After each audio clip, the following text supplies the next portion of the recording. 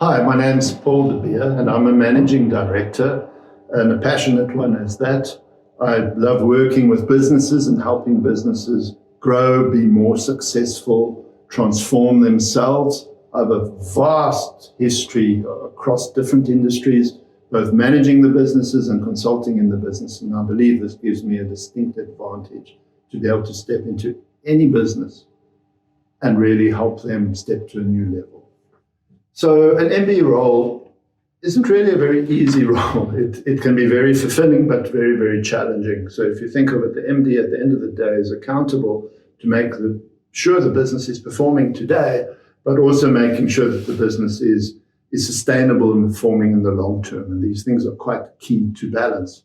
Now, I guess the challenge is the only way to achieve success for the business is the total alignment and the buy-in of every single stakeholder, from the shareholders of the business to every single staff member throughout the business. So it's a lot about working with people, aligning goals, understanding strategy, and don't just dump your strategy on the business.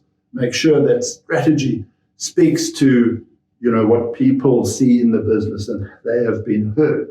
And it's continually balancing that while building a culture which you need to model, which really leverages innovation and allowing people to speak up and share and lead the business forward. I believe we're in quite a profound time in the world right now. And I mean, the biggest thing that stands out before I even fully answer the question is just what AI has done in the last few months. And AI is just speeding up the development of automation and technologies in businesses. Plus, we find ourselves in a very, very competitive world with all sorts of global challenges. So hence, businesses can't just keep doing what they needed to do. They really have to, just to keep their market. They need to be innovating. They need to be automating. Customers want better service, better price, better product. So hence, within this challenge, every business now needs to continually look ahead, look at itself, and say, how do we up our game? And hence, to achieve that, it's actually profound that they need to hire the right people who are empowered and enabled, not controlled, so they can actually be part of transforming that business into the future. I think if I look back at myself, and maybe it's my same strength, is I take what I do very seriously. I put myself completely into what I do, and I manage businesses, as if they're mine, and really work with the businesses to be success. And I think therein lies a really big learning, is that one should always keep a bit of distance. Don't compromise your life. Step out, spend family time, exercise. Exercise is key, because it enables reflection.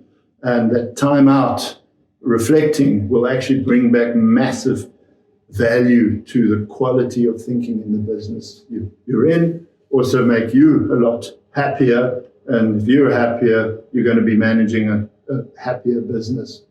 And then another key one is build a good network of people that know you and you trust each other, and keep building that network. Don't let yourself get sunk into any particular business and then disappear from the greater world. Keep active, use your skills to give back to society in some way, because that's where people will meet the real you, and that's where further opportunities will come to you. Upon arriving in the UK, I'd been involved. I'd both consulted to businesses around the world. I'd managed businesses in South Africa and China, all in the technology space. So upon arriving in the UK, I ended up being pulled in just before COVID to manage a quite historic business in the clothing, consumer and corporate clothing game, big manufacturer. And that was quite a surprise to me, because I used to say to people, never in all my days did I think that one day I'd be working in textile manufacture. However, when I really got sucked into the business, I very quickly got quite a passion to understand the industry, understand the brand, get the business really back on the road. and then fully aligned with all the people in the business, which I actually loved working, how every person in the business was aligned to help transform that business, which was struggling at the start of COVID. And we worked tirelessly through COVID to really take that business up and get it back to profitability.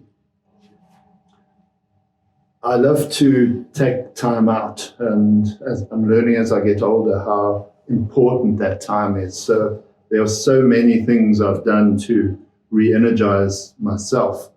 Number one place is I'm quite an outdoor person.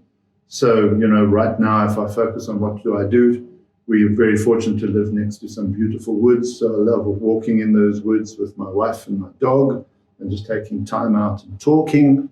When I'm not doing that, and if it's a nice day, I'll be hopping on my 1250 motorbike and heading somewhere up into the Yorkshire Dales and just enjoying the beauty and baking. They know in this office that I love to bake beautiful sourdough bread and love just seeing how food and bread develops.